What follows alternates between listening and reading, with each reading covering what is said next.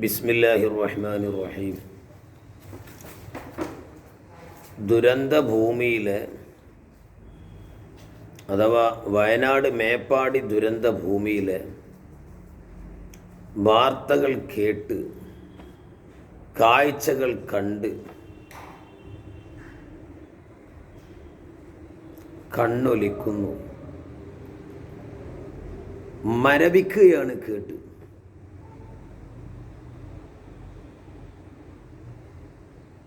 ചെറിയ പിഞ്ചു പൈതങ്ങളെ കഥ.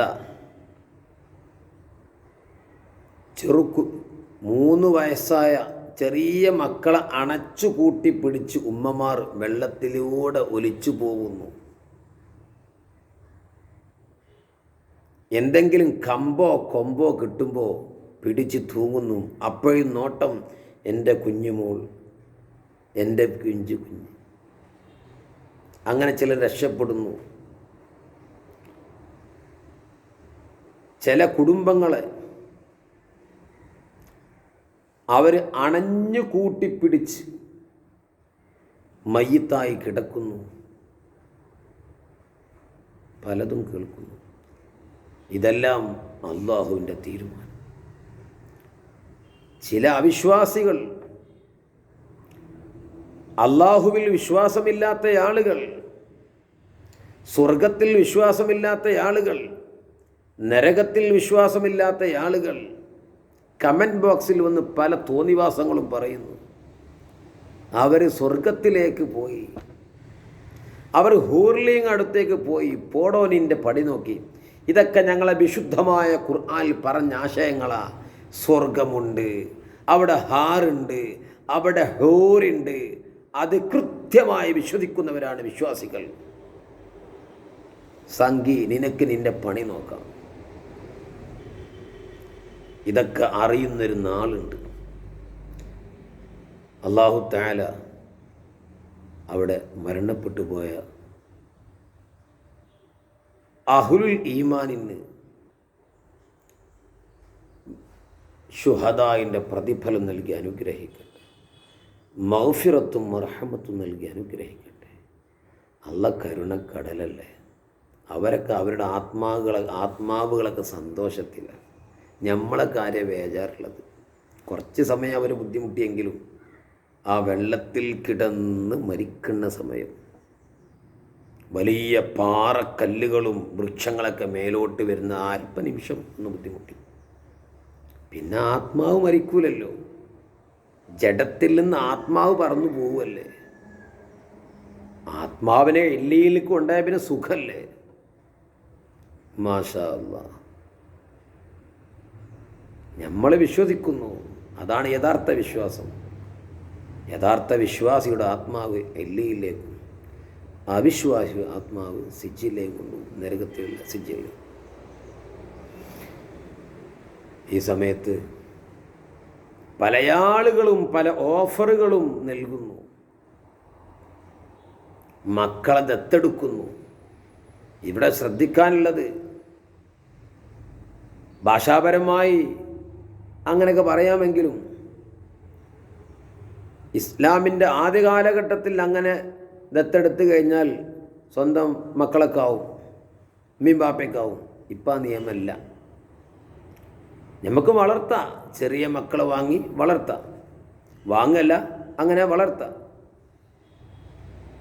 പ്രായം കഴിഞ്ഞാൽ അന്യ ആണുങ്ങളും അന്യ സ്ത്രീകളും ആവും. നേരെ മറിച്ച് മുലപ്പാൽ കൊടുത്താലോ പിന്നെ അവനാൻ്റെ കുട്ടികളായി, റലായിൻ്റെ മുലയോടി ബന്ധത്തിൻ്റെ ഭാഗത്തുള്ള മക്കളായി മാറും. അങ്ങനെ ചെയ്യാം. 2 വയസ്സ് തികയാത്ത ചെറിയ മക്കൾക്ക് 5 പ്രാവശ്യം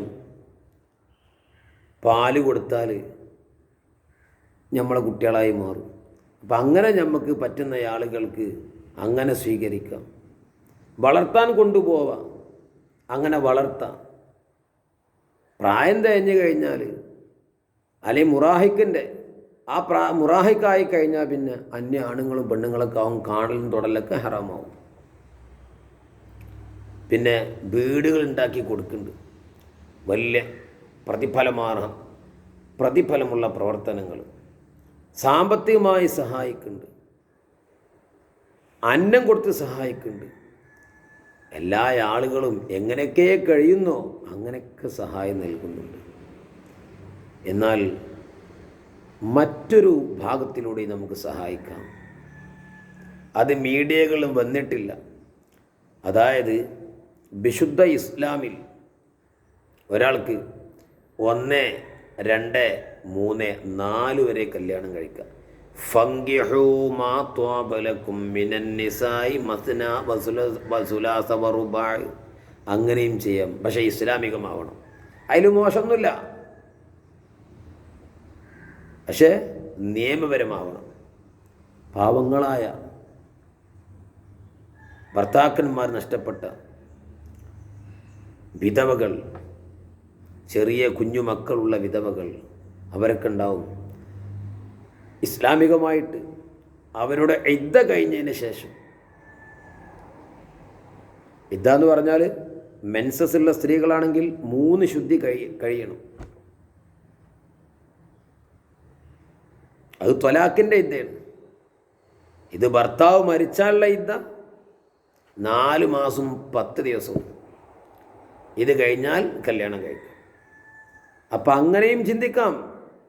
അതിന് സ്വന്തം ഇണയുടെ സമ്മതത്തിൻ്റെ ആവശ്യമൊന്നും ഇസ്ലാമിലില്ല. അത് വലിയൊരു ഉപകാരമല്ലേ? ശാരീരികമായിട്ടും സാമ്പത്തികമായിട്ടൊക്കെ ഉഷാറുള്ള ആളുകളാണെങ്കിൽ അങ്ങനെയും ചെയ്യാം. അവർക്ക് സന്തോഷത്തിൽ ജീവിക്കാം.